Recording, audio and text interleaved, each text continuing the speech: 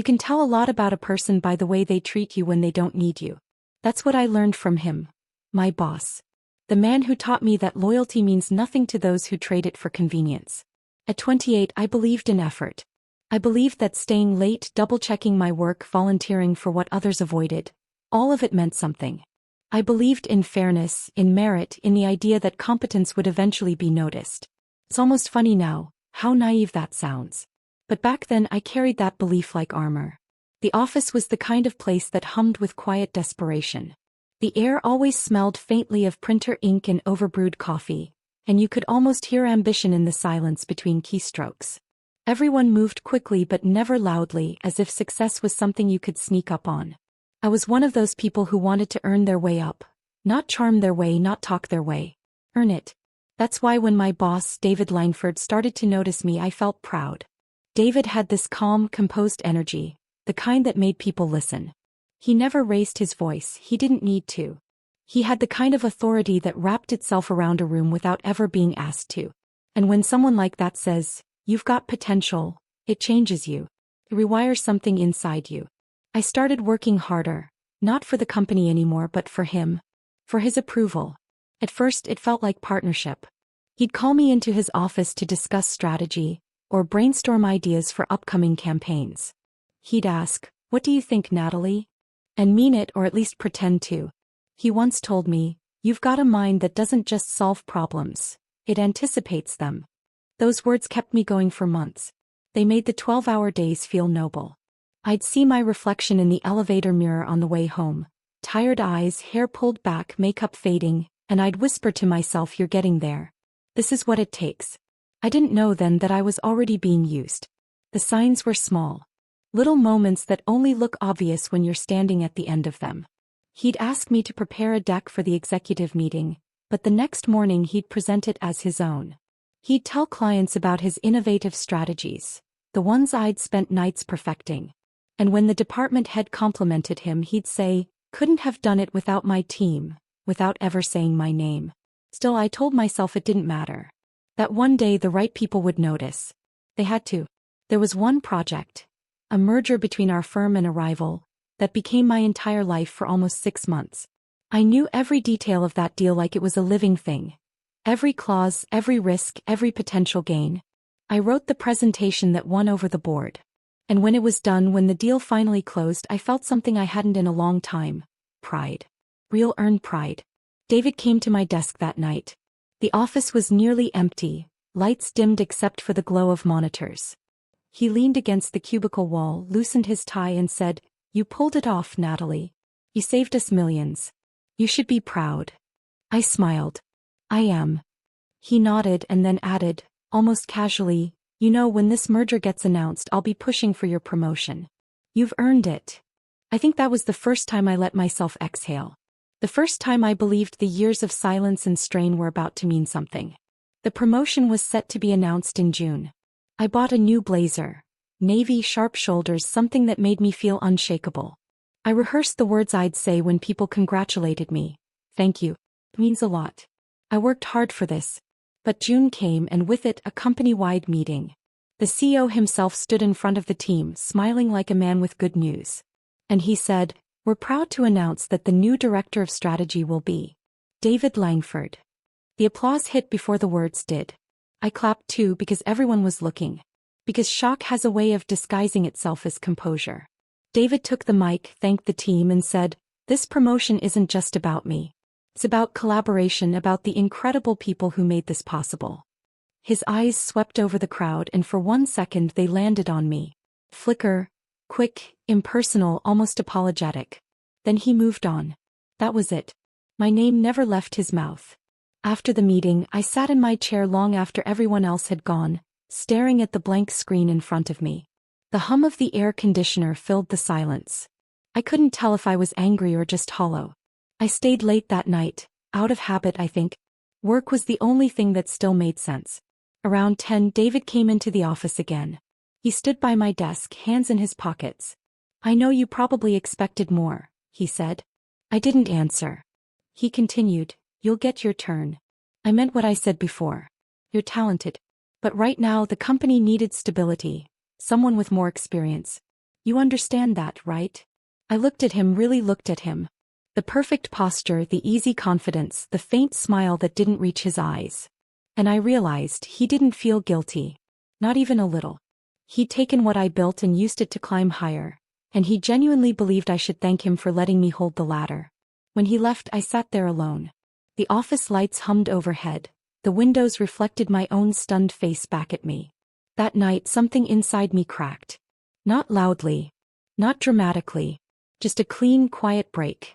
The kind that changes the shape of you forever. The next few weeks blurred together. I kept working because stopping felt too close to breaking down. People congratulated David and he'd tell them, couldn't have done it without Natalie, and they'd smile at me with polite approval, like I was part of his supporting cast. I started dreading Mondays. Then Tuesdays. Then every day that ended in day. It wasn't just about the promotion anymore. It was about what it represented, how easily someone could erase you. How a man could rewrite history in front of you and call it leadership. I'd walk into the office and feel like a ghost. Meetings I once led became ones I was barely invited to. My ideas, once valued, were now met with silence. Until David repeated them 5 minutes later and everyone suddenly loved them. I remember one morning sitting at my desk with my coffee, black, burnt the way it always tasted in that office, and thinking this place doesn't see me anymore. Maybe it never did. That realization should have made me leave. But I didn't. I stayed. Because I wasn't ready to be the woman who walked away empty-handed. And that decision, that quiet refusal to disappear, was the start of everything that came next. Because I didn't know it then, but David Langford hadn't just taken my promotion. He'd started something he couldn't control. And someday I was going to finish it. There's a kind of silence that doesn't come from peace. It comes from exhaustion. That was the sound that filled my life after David's promotion. Not the loud crash of betrayal, not even anger. Just this steady humming quiet that followed me everywhere I went. Every morning I'd walk through the glass doors of the firm with my head high, pretending I hadn't lost anything. Pretending I was fine. But inside I was unraveling thread by thread. The world kept moving and I was still in it, but no longer of it. David's office had been moved upstairs, 2 floors above the rest of us. The promotion came with a corner view, all glass with the skyline spread out like a trophy he didn't deserve. The first week people lined up outside his door to congratulate him. They brought bottles of wine, handshakes, flattery. I stood at my desk answering calls, pretending not to notice. Every now and then he'd call me up for something trivial. Pierce, I need you to pull the quarterly figures. And I'd climb those stairs, hand him the report I'd already emailed and listen to him speak like we were still a team. Like he hadn't just gutted my future. What I hated most wasn't what he took. It was how normal he made it look. After a while I stopped staying late. The office that had once felt like a stage for ambition started to feel like a cage. My desk was near the window and I remember watching people outside. Walking, laughing, living. They looked so free. I'd think, what am I even doing here? The answer, though I didn't say it out loud, was surviving. Because sometimes survival looks like showing up. Even when it hurts. I didn't talk to anyone about it, not my friends, not my mother. When people asked how work was going, I said, good. That word became a shield. Short. Harmless. Convincing. But the truth was I was disappearing. There's this thing that happens when you're invisible long enough. You start to question if you were ever real to begin with. My confidence, my voice, my spark. All of it dulled. I used to walk with purpose. Now I moved quietly, afraid of drawing attention. I used to care about details, fonts, colors, phrasing. Now I just wanted to get through the day without thinking too much. One night I stayed late again. Old habits die hard. The building was empty and the city lights outside looked blurred, like someone had smudged them with their thumb. I was scrolling through an email chain when I found something I wasn't supposed to see. It was from David to the CFO. The subject line was, Strategy Team Feedback. My name appeared 3 paragraphs down. Natalie has been a solid support this quarter, but she still lacks the leadership instincts for senior management. Great at execution, not quite ready for vision. Execution. The word burned. That's what he reduced me to, someone who executes his ideas. Someone who makes his brilliance possible. I sat there for a long time just staring at the screen. Then I laughed. Quietly, bitterly. Because in that moment something became clear. He was never going to let me rise. Not because I couldn't lead, but because if I did, the truth about him would surface with me. After that night I changed. Not all at once, but in small, unnoticeable ways. I stopped defending him in meetings. I stopped volunteering for extra work. I started documenting things, emails, notes, timelines. Not out of malice, but out of self-preservation. I started watching him the way he'd once watched me. But emotionally I was still drowning. The sleepless nights crept in first. I'd lie awake replaying conversations, wondering if I'd imagined the whole thing. Maybe I'd been too trusting. Maybe I wasn't as good as I thought.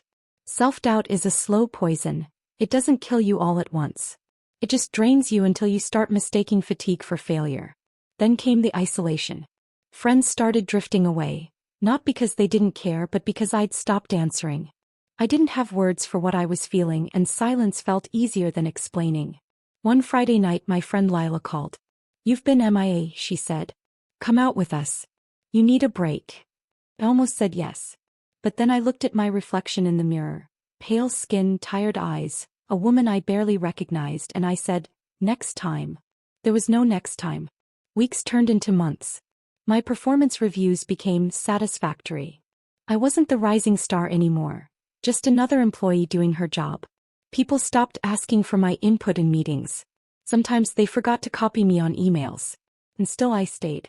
Because somewhere deep down, beneath all the hurt and humiliation, a small part of me refused to let him win. I couldn't leave until I found a way to reclaim what he'd taken.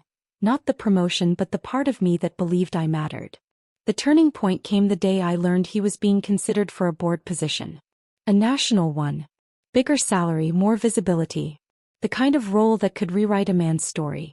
That day I watched him walk through the office, shaking hands, smiling, promising things he never meant.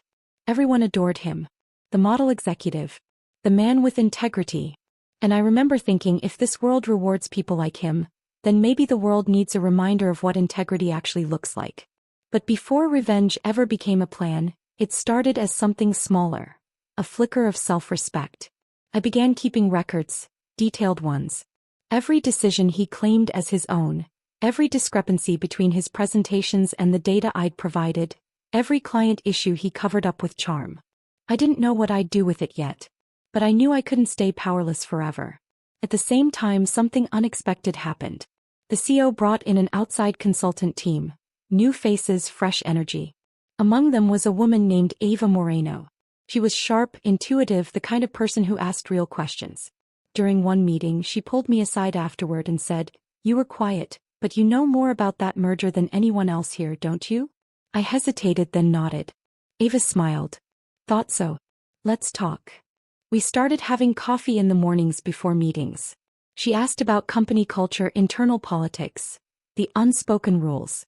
I told her what I could without crossing lines. And slowly I started feeling seen again. Not as David's assistant or his echo, but as a person with her own ideas.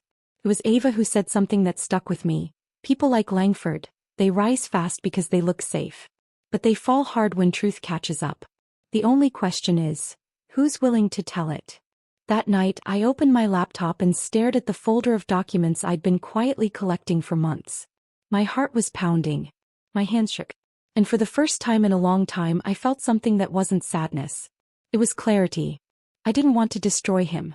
I just wanted the truth to stop hiding behind his charm. I didn't know exactly how yet, but I knew when. The board review was coming in 2 months. His nomination would depend on a flawless record, spotless integrity. And I had the evidence that proved it was anything but. The woman I'd been, the one who believed in merit and fairness, was gone. What replaced her wasn't bitterness. It was precision. Because revenge, when it's born from pain, isn't about chaos. It's about balance. And after everything he'd taken, I was ready to restore mine. Revenge doesn't arrive like thunder. It doesn't roar or crash or make a scene. It arrives quietly, deliberately, like the click of a lock turning in your favor after years of standing outside in the rain.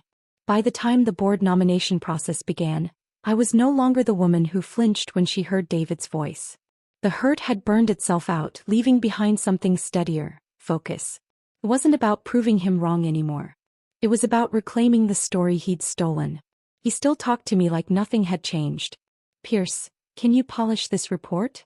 Pierce, Make sure the numbers align with the projection slide. He didn't see it, the shift in me. The quiet way I'd started saying less, smiling less, observing more. He mistook my silence for compliance. That was his first mistake. The second came a week before the board review. The consultants had requested a transparency audit, a deep dive into how department heads manage data, credits, and client interactions. It was standard procedure, at least on paper. But I knew Ava had something to do with that request. She didn't say it, but the look she gave me when the audit was announced told me everything. He knew. The night before the audit, David stayed late, his lights on upstairs while I worked quietly below. Around 10, I watched him leave, phone to his ear, laughing like a man untouchable. The door closed behind him and I sat there in the empty office, the glow of the monitor painting my hands in cold light. It was time. I opened my folder, the one I'd been building for almost a year. The one labeled simply, Langford. Emails. Memos. Drafts with my edits in the margins. Presentation slides where the metadata still showed my name as the creator. Proof of financial inconsistencies he'd buried in departmental summaries. Proof of everything he'd claimed as his own. I organized it all, clear, factual, irrefutable. No commentary. Just truth. When I finished, I sent it to the audit committee. No name attached. Just a cover note. For accuracy review, related to Director Langford's contributions and reporting. Then I closed my laptop, leaned back, and breathed for the first time in months. The next morning, David walked into the office like a king returning to his throne. He was in a navy suit, crisp, expensive, a mirror of the image he wanted the world to see. He had a way of moving through the halls that made people straighten up. He passed my desk, nodded at me like always, and said, "Big week ahead, Pierce. Keep things running smoothly." I smiled. Of course. That was the last normal conversation we ever had. 2 days later, the first cracks appeared. The auditors started asking questions. Small ones at first, then sharper. Who authored this report? Who finalized these figures? Can we trace the version history? I watched from my desk as the questions made their way upstairs. By Friday, the cracks had become fractures. He called me into his office that afternoon. His tie was loosened, his eyes tight with frustration. "Did you share any files with the audit team?" he asked. I met his gaze. They requested access. I complied. His jaw flexed. "You complied?" "Yes," I said. "That's what transparency audits are for." For the first time, he didn't have an answer. The following week was chaos disguised as order. Meetings behind closed doors. Whispered conversations. The CEO suddenly looking disappointed. The kind of disappointment that signals the end of trust. By Wednesday, everyone knew. The internal memo went out. Due to discrepancies in leadership reporting and authorship misattribution, Director Langford's board nomination has been withdrawn pending further review. He didn't come in that day. Or the day after. When he finally did, he looked smaller. The air of confidence was gone, replaced by the stiff posture of a man pretending not to panic. He didn't look at me. He didn't speak to me. He just walked into his office, closed the door, and stayed there for hours. I thought seeing him fall would make me feel triumphant. It didn't. It felt quiet. So, almost sad. Because beneath the satisfaction was something else. The awareness of what it had cost me to get here. I'd spent years giving that man the best parts of me. My loyalty, my ideas, my time, my belief. And though I'd finally balanced the scales, those years were gone. Justice doesn't erase what was lost. It just makes it matter. In the weeks that followed, the company changed. Policies were tightened. Recognition structures adjusted. And slowly, people started noticing me again. Not with pity, but with respect. Ava stopped by my desk one morning. She leaned against the partition, coffee in hand, and said, "You know, not everyone would have done what you did." I smiled faintly. "What did I do?" She tilted her head. "You told the truth. Most people would have just left." I thought about that. Leaving would have been easier. "Maybe," she said. "But then he'd still have your work and you'd have nothing." I looked out the window at the city, endless, loud, alive, and realized she was right. A few months later, I got called into the CEO's office. He was an older man, quiet, the kind who didn't waste words. He gestured for me to sit. "I've been reviewing some of your work," he said. "You've been instrumental in several key projects, even those that weren't attributed correctly. He paused. We're restructuring. I'd like you to lead the new strategy division. For a moment I couldn't speak. It wasn't even about the promotion, not anymore. It was the acknowledgement. The simple act of being seen. That night I walked out of the office long after dark. The air was cool, the streets half empty, and for the first time in years I felt light. I thought about David, where he might be, what story he was telling himself now. Maybe he blamed me. Maybe he didn't. It didn't matter. Because the truth doesn't need to shout to be heard. It just needs time. There's a strange kind of peace that comes when you stop needing people to understand why you did what you did. I didn't ruin him out of spite. I revealed him because I refused to vanish. He took my promotion. But in doing so he gave me something greater. Clarity. Clarity about who I am, what I will and won't tolerate, and what real success looks like. It isn't titles or offices or the illusion of power. It's waking up and knowing you didn't trade your soul for someone else's story.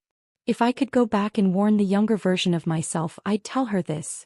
The people who steal credit aren't stealing your worth. They're just borrowing your light, and when they're done they'll fade. But you'll still shine. And that's the difference between power and truth.